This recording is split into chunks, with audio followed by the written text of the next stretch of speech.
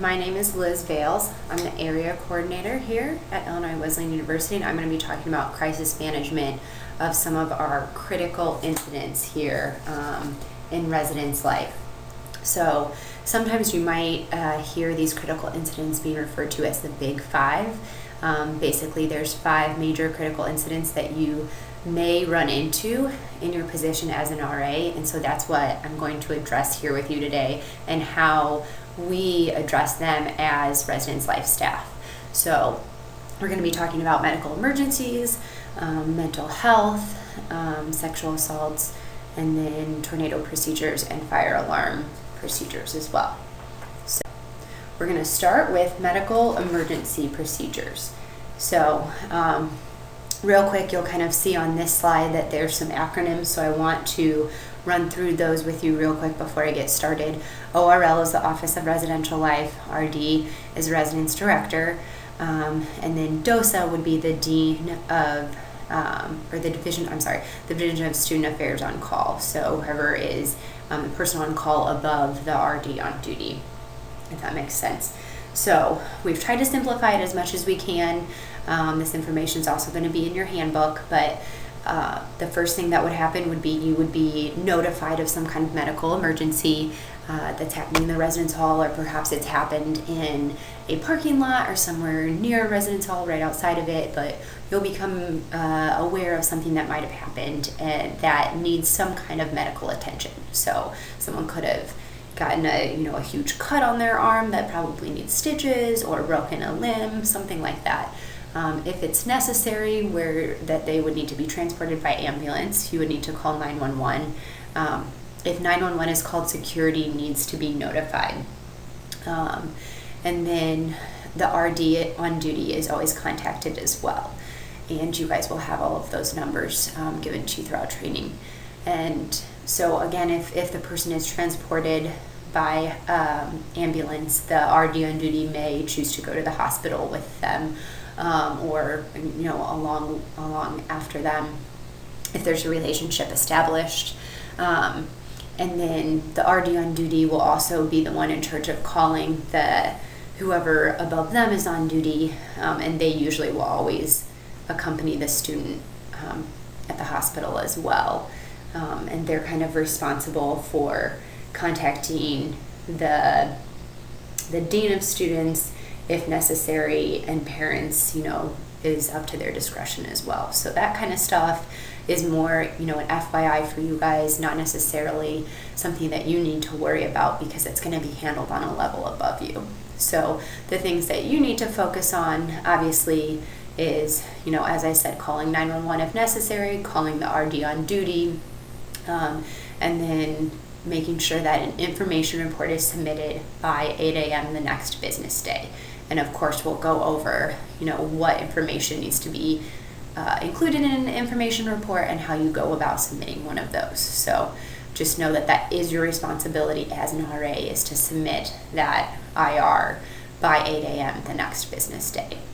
So if it happens on a weekend, I would say get it in as soon as you can so that you can remember all of the information along with the incident, but it'll be due by 8 a.m. on that Monday. So the other thing that's important to know is that student's RD is going to be notified. So if it's something that happened in a building that the RD on duty is not directly over, we're still going to notify the RD of that building.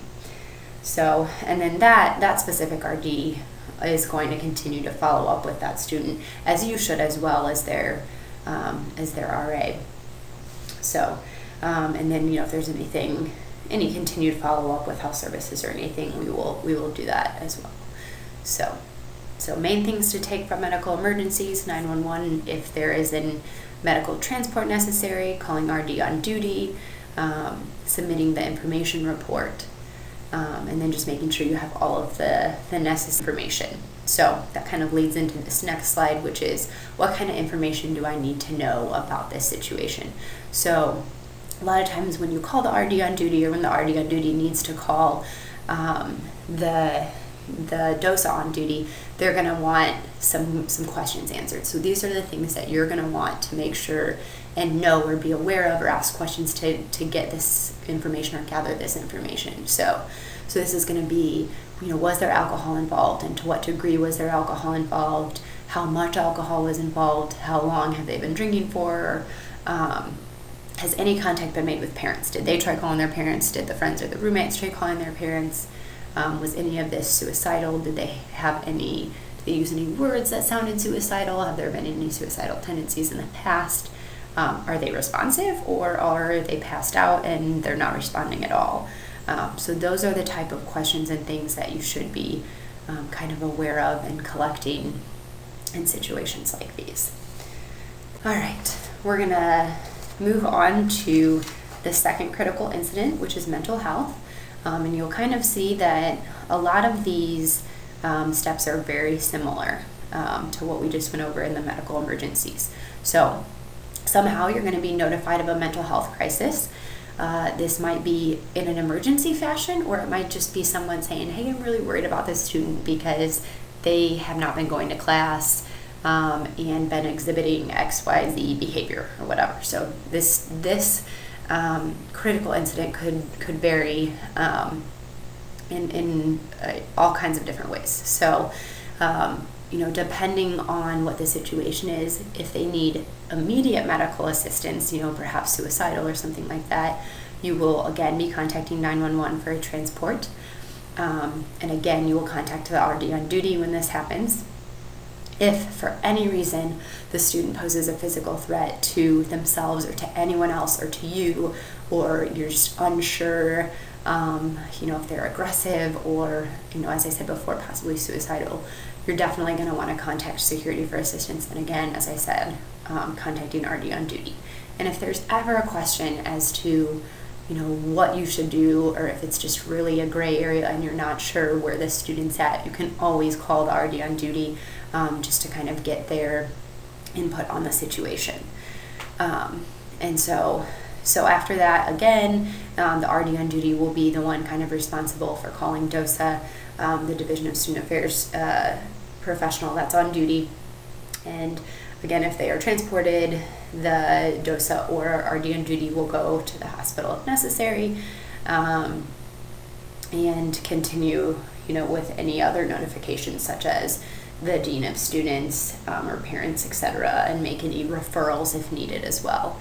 And your role from there on out will be making sure that information report is submitted, as was with the medical emergency, and then helping with the follow-up along with the student's RD, within the next day and weeks, and making sure that you're continuing to check in on that student, and following up with counseling center and such. So very similar to medical emergency in that way. And also similar to the medical emergency, there's going to be some questions and information that you're going to want to pull. So this slide should be helpful in gathering that kind of information. So what are you looking for? What questions should you ask? What should you be aware of? For mental health, what are their behaviors? What are their habits? What are their routines? What are their stressors? Now, this might be something, if you're their specific RA, that you'll know about kind of historically over the last, weeks or months.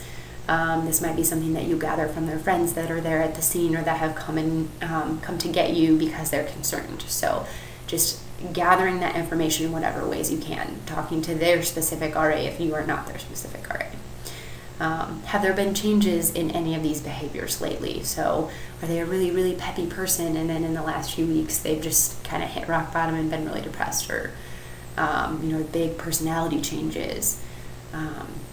And then I don't have this information in this actual presentation, but if you Google QPR, which is a suicide prevention guide, there's all kinds of information and questions to ask in order to get at whether students might be suicidal, and in that aspect of mental health. So there's a ton of good resources out there in that, and we'll dive deeper into that in training as well. So, but again, these might be questions that you're already on duty, or the DOSA on duty might be asking, that we'll want information for in a situation like this. All right, moving on to the third critical incident, sexual assault. So this is a really heavy one, and I'm going to kind of read some stuff before we get into the actual steps, if that's what you would even call it. So bear with me as I go through this. But as I'm going through this, I want you to know that this response chart refers to survivors as female because most sexual assaults are committed by men against women. This does not mean that men cannot be sexually assaulted by other men or by women. It's just not as common, particularly among traditionally aged college populations. It is always appropriate to offer a survivor a person of the same sex to help them through this process if it appears that this might make the survivor more comfortable.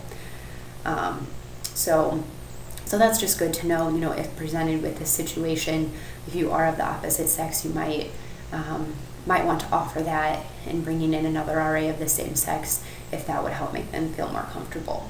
So, and then also, in before I get into this, you can see the asterisk that I put there for sexual assault. According to Illinois state law, as an employee of Illinois Wesleyan University, you are considered a mandated reporter. And this means that you're required to report any incident of sexual assault to the institution. And so that basically means that, once it gets reported to Wesleyan will reach out to the student with resources. If it absolutely wants to be confidential, the only confidential sources to report it to would be the counseling center, the chaplain, and health services. So those are the only non-mandated reporters on campus. So you as an RA are considered a mandated reporter, and that's why you are required in any situation to report that to us and to the university so that steps can be made in just at least reaching out to the student with resources. So and then the last thing I wanted to go over before I kind of got into this more, into the process, that doing the right thing is always in the best interest of Illinois Wesleyan, and the university has no interest in protecting students who commit criminal behavior. Encouraging the survivor to initially keep private the name of the perpetrator serves to keep the survivor in the decision-making position, so that policies and civil authorities are not required to take action in conflict with the survivor's wishes. And so keeping that in mind basically means that if the student, is pushed to give the perpetrator's name right away, action will be taken immediately. So it's always good to make sure that they know this so that they can take their time and make sure that it's their decision whether they want to come out and either make that private or if they want to come out with that name or not. So it's as we go through this, it's the one big thing to really keep in mind is that you want to make sure that the student is really kept in the decision-making process with everything, and you're not really forcing decisions upon them or asking them to give information or names or anything without them being the really sole person deciding whether they want to do that or not. So I know some of this may seem unclear, and again, we're going to go over a lot of this in training. So obviously, if there's any questions, feel free to ask any of us, any of the professional staff, or bring some of your questions to training as well. So now we're going to kind of, with that said, dive into what some of the slide actually says here. But these are, again, some kind of pieces of advice that we offer if you were presented with a student or a resident that comes to you that was sexually assaulted. So encourage the student to not,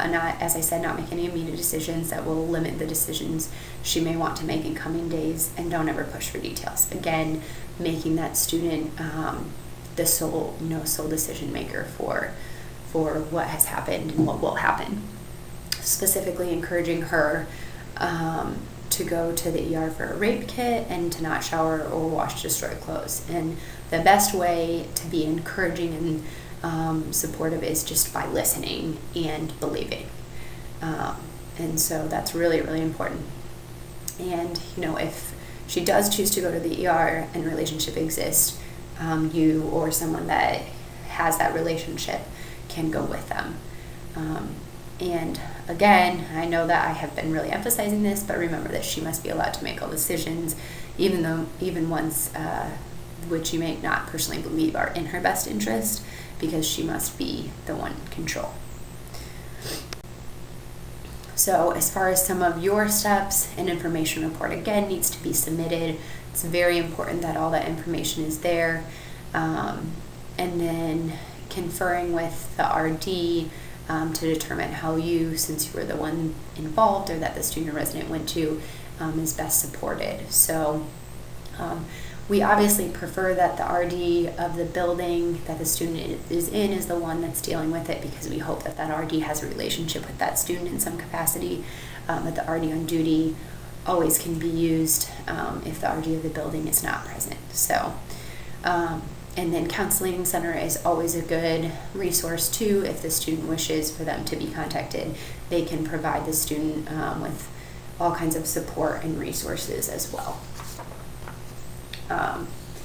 And then just kind of, as some more information for you as an RA, but not necessarily something that you will be doing. The RD is the person that will submit any kind of additional information into our conduct system, to just have them be, on early alert for us as professional staff. We'll follow up with the counseling center. Our director of residence life is notified. The dean of students is notified. Security is contacted, and then obviously follow up, as with any of these critical incidents that I've talked about so far, will happen. And then any referrals made at the discretion of the student. All right. Moving on to our last two critical incidents of tornadoes and fire alarms. So we're going to start with tornado watch, which is different from a tornado warning. So a tornado watch actually just means that tornadoes may be expected to develop. So when a watch is issued, persons can really continue their normal routine, but just need to watch for threatening conditions to develop. So you're not actually taking cover when a tornado watch has been issued. So if there is a tornado watch announced from McLean County, the RD on duty will make some kind of contact with each hall or contact each individual RD, and they will send out either a mass text or some kind of contact with you as the RA staff in some way, and then you as the RA staff will just be expected to make your floors and residents aware of the weather conditions and encourage them to just kind of be aware that tornadoes may possibly be developing, and these are what our procedures are if a tornado develops. So that's kind of the protocol for a tornado watch. So a tornado warning means a tornado has actually been sighted or indicated by radar. So when a warning is issued, persons in the path of the storm should take immediate shelter and safety precautions. So that's kind of how it differs than the tornado watch that we just talked about.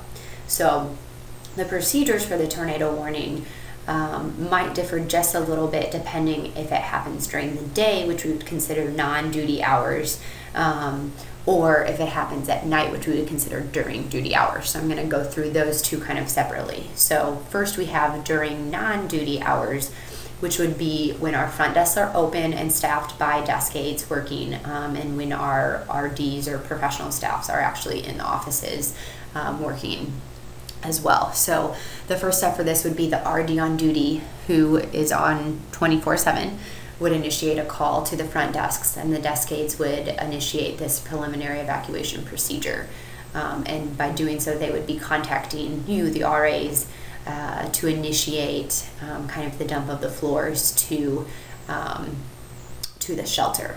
So this would include small halls since they don't have front desks. And then the RD would kind of be responsible for collecting information and keeping track of the status of the weather and then the status of the evacuations of all of the buildings, and be communicating with you as the RA or you as the RAs that are currently in the buildings, updating staff and kind of figuring out where everyone is with the evacuation procedures. And then obviously we keep in touch with security as well during this. And then when we get the all clear, RD on duty will let you, as the RA staff, know when you're safe to exit or evacuate the shelter area. So the next piece is during duty hours, as I mentioned, which would probably be later at night. And this is when you, as the RA, would actually be on duty. So you, as opposed to the desk aide, would be the one initiating the preliminary evacuation procedures, including calling those small halls. And so by that, you would be contacting all of the other RAs and staff members that might be present in the buildings to help initiate dumping the floors and getting everyone down to their shelter areas. And again, you guys will learn where those shelter areas are in training. And so when we kind of use the term initiating dump, it's going to be announcing this tornado warning and getting people to shelter by having any staff members that are present going room to room and making this room to room contact by telling residents to take shelter immediately in their designated shelter area until they get the all clear. So you may have students that want to go run out and see the tornado or watch the sky, or don't want to leave their room or think it's stupid or whatever the reason might be. And so if that might be the case, we have some terminology you could possibly use. It's my legal obligation to warn you to evacuate and remain in the shelter area. Other areas of the building may be unsafe in the event of a tornado. So it's just kind of there to help you if you do have some students that may be pushing against that. So after you think that you have a majority of students down in your shelter area and convened and monitored, obviously you'll be helping kind of keep track of everyone and keeping in contact with the RD on duty to report any of that status. You're just going to kind of wait for the all clear from RD and security to be released from that shelter area.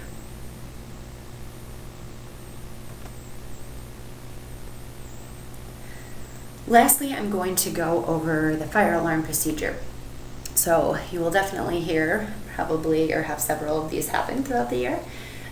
So when you hear an alarm go off, most likely it's going to happen during duty hours. So the RD on duty should be the one to contact the RD on duty because a lot of times it's going to happen in a building that the RD on duty is not necessarily in. So the RD on duty needs to be contacted no matter what. And the RD on duty will be the one to contact security and get over to the building wherever the alarm is going off at. And the RD on duty will be the one to meet security in the fire department by the firebox to kind of figure out where the alarm is at and the location and everything. The DA will help with closing the desk and getting the elevator down to the ground level if there's an elevator in the building, and making sure that there's a chair in the elevator so no one uses it. Where you as the RD on duty or RA present in the building would make sure to get a floor roster and be helping residents get to the fire safety zones that again we'll go over in training and begin accounting for the residents by using those floor rosters. So really as RAs, your primary roles in a fire alarm are going to be making sure that you're accounting for your residents, making sure that they're getting to the fire safety zone, making sure that you're doing some crowd control and kind of running between the students and the RD on duty to share any information that you need to, and following directions that the RD on duty or security might be giving you until that situation is resolved. And then an information report also needs to be submitted by you as the RA by the next business day, just like in some of the other critical incidents that we discussed as well. And then oftentimes, if necessary, or if the cause is known, the RD might do an educational component with the residents before allowing them back in the building. For example, if it was a cooking fire, or if that something someone was cooking in a kitchen set it off, the RD might come over and talk to the residents about cooking safety before let back in, but that educational component will be something that the RD would be responsible for. So with that, that kind of sums up the big five critical incidents that, as we call them, that you might be faced with and that we want you to be well prepared in knowing how to handle as an RA and a residential life staff member. So this is kind of a brief overview of them. I know that we have posted as well kind of a little bit more detail that will be in your handbook if you want to review that. And again, we're going to be going over more of this in training if you have any further questions.